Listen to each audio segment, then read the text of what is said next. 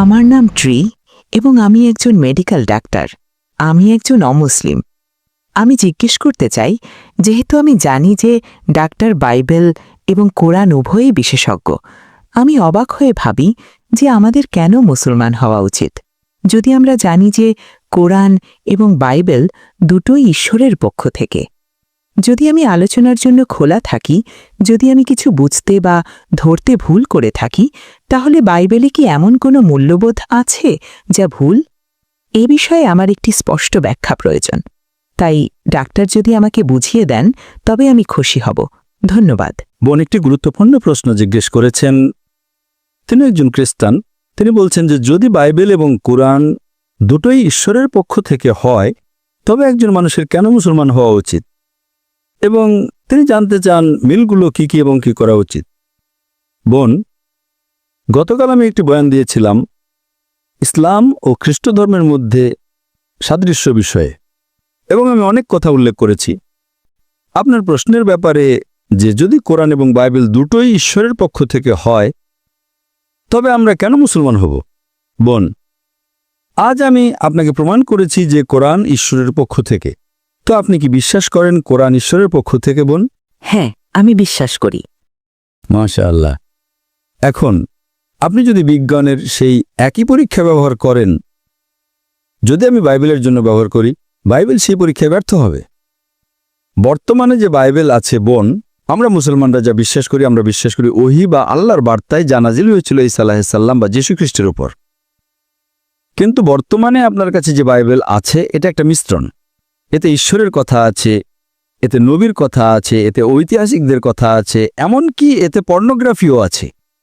তাই বর্তমান বাইবেল একটা মিশ্রণ। যদি আপনি বিজ্ঞানের পরীক্ষায় ফেলেন বর্তমান বাইবেলকে, আপনি একজন মেডিকেল ডাক্তার, যদি আপনি প্রথম বইটি পড়েন, বুক অব জেনেসিস অধ্যায় 1, এটি বলে ঈশ্বর আলো সৃষ্টি করেছেন প্রথম দিনে।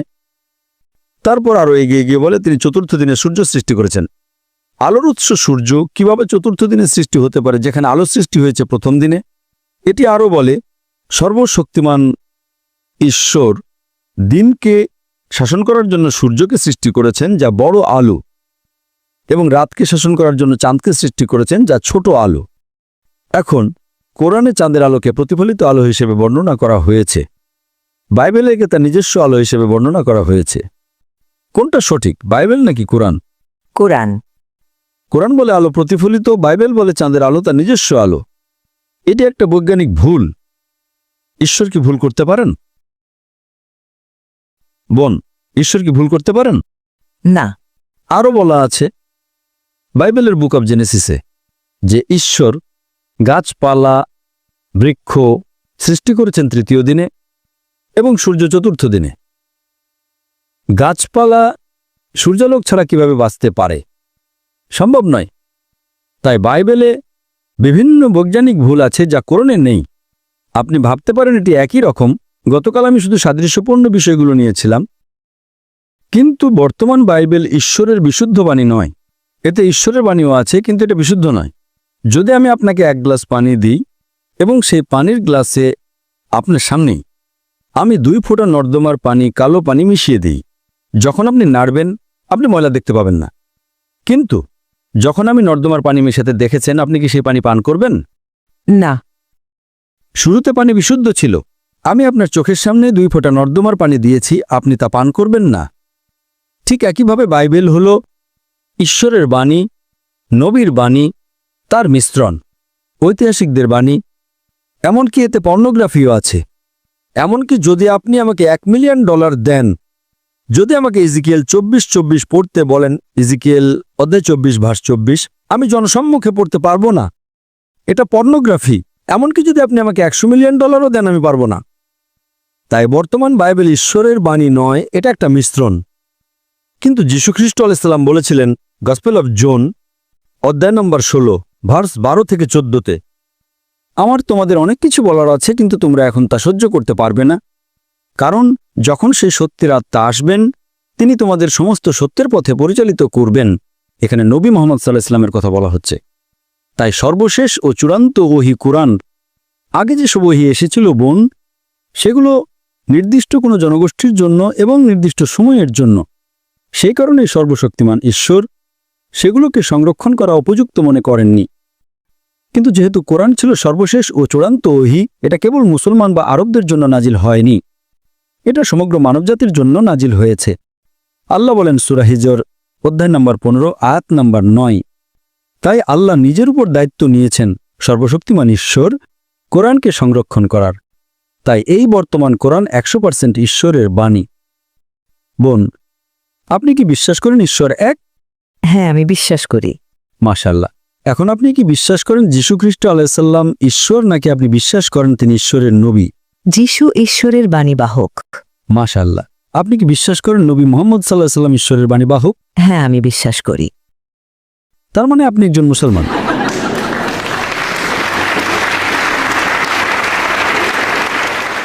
কোনো মানুষের ন্যূনতম যে শর্তগুলো প্রয়োজন ইসলামে প্রবেশের জন্য, 1 নম্বর হলো বিশ্বাস করা যে ঈশ্বর এক। 2 নম্বর বিশ্বাস করা নবী মুহাম্মদ সাল্লাল্লাহু আলাইহি ওয়াসাল্লাম ঈশ্বরের বাণীবাহক। আপনি প্রশ্ন করেছেন কেন একজন খ্রিস্টান মুসলমান হবে?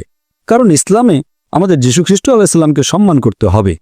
যখনই আমি তার নাম নিই, আমাকে বলতে হবে তার উপর শান্তি বর্ষিত হোক।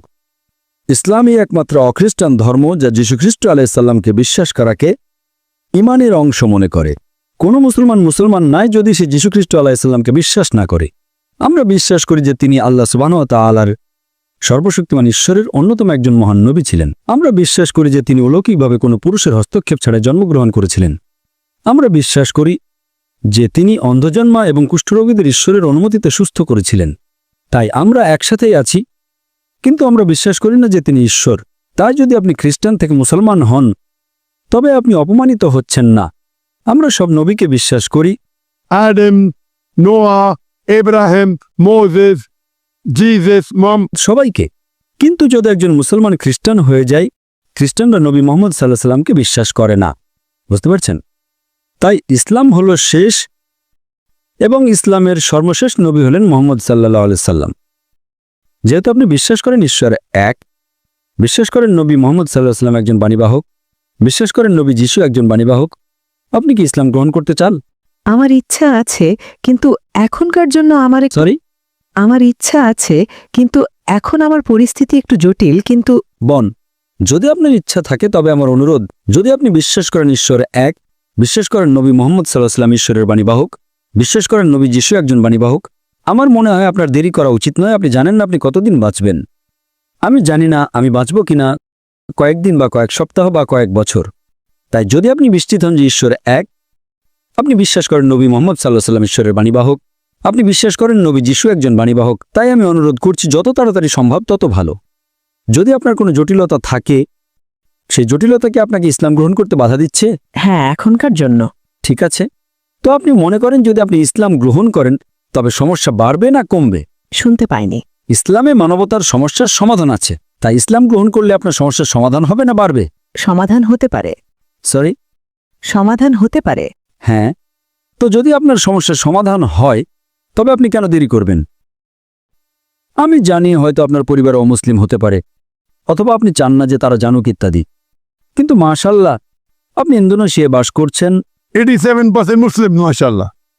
যদি আপনি পশ্চিম দেশে থাকতেন তবে সমস্যা হতে পারত, ভারতে থাকলে সমস্যা হতে পারত, হয়তো 80% বা অমুসলিম। এখানে Mashallah, 87% are Muslims. যাই হোক, যদি আপনি ভালো মনে করেন আপনি গ্রহণ করতে পারেন, অথবা যদি আপনি ইতস্তত বোধ করেন সময় নিন, যখন আপনি নিশ্চিত হবেন, কিন্তু দয়া করে দেরি করবেন না। আমরা জানি না আমরা কতদিন বাঁচব। ঠিক আছে বোন? ঠিক আছে, ধন্যবাদ ডাক্তার। জাযাকাল্লাহ খাইর। MashaAllah.